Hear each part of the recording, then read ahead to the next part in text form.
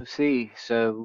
As we walk into the 2023 season, I did want to go through how it's going to work with the players on the vacated teams. So Kyle bitched and moaned and complained enough that he got two people kicked out of the league. He's trying to reduce the number so he has a chance to make the playoffs and possibly win.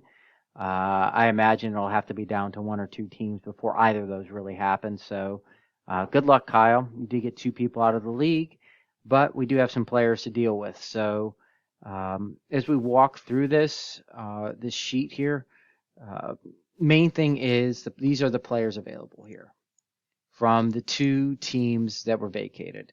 They're sorted by average draft position right now. That is the order that they will be available. We're going to start a blind bid process. What does this mean? This means that on August 27th, 2023 at 8 a.m., none of these players are in the game Sunday morning or Sunday, so we'll start the bidding then. Keep in mind that this is going to be a blind bid, meaning we're going to put up a survey and you're going to place a bid on the player based off the link. So on the link, you're going to have to log in or whatever it says, just basically with your email address. So you'll have to put it, so in cases, it'll have to be Chris Cortnell at whatever.com. It doesn't have to be a real email address. But I just have to have some sort of notice that that's who is placing this bid in. Once all 12 bids are in, we will announce who the winner is, and then we'll move on to the next player. So the faster you place your bids, the faster we can move through this. How do you win a player? That's going to be the highest bid. What you're going to do is you're going to use in-season fab.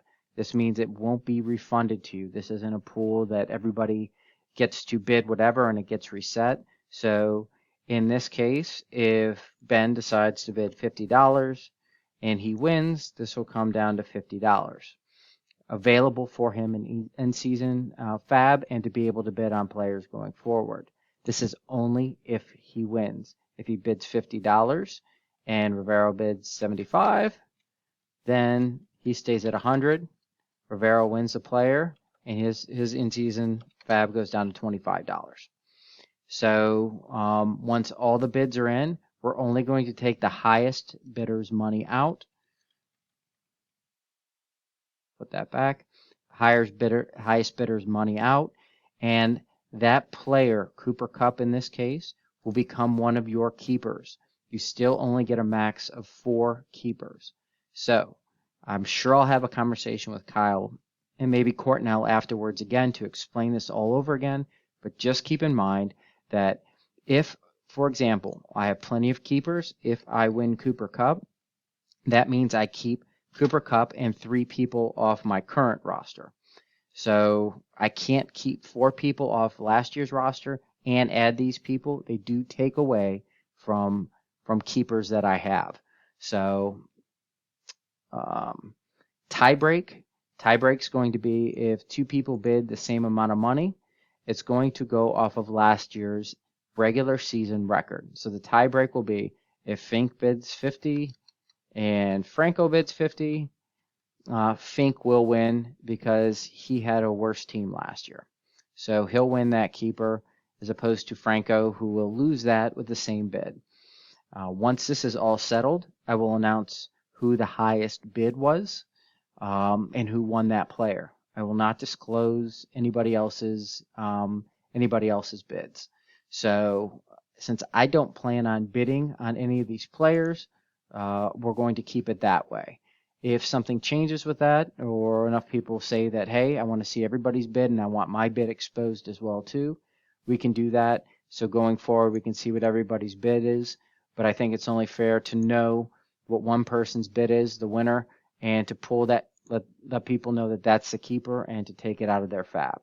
So again, if Fink wins for $50, he only has $50 to bid on the next player. Everybody still has all their regular season fab to do that. So these are the players. This is the order that it will go in.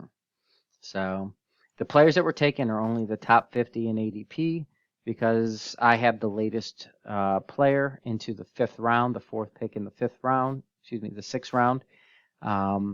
And there are a couple players. Fink has 3 picks in the 5th round, but these are the players we're going to bid on. If you desire to have one of these other players be bid on, you can nominate them, and we'll put them into the lot to be bid on as well too. Keep in mind, if you bid $0 on this, this just lets me know that you do have no interest in the player, so you don't get to, your bid doesn't count. You'll have to bid at least $1 to be in the running for it.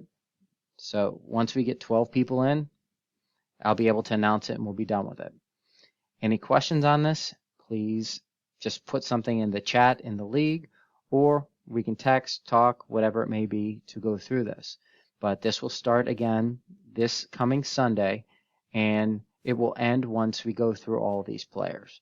So the faster you get your bids in, the better. All right. Good luck, everybody, and I'm sure I'll be chatting with you here soon.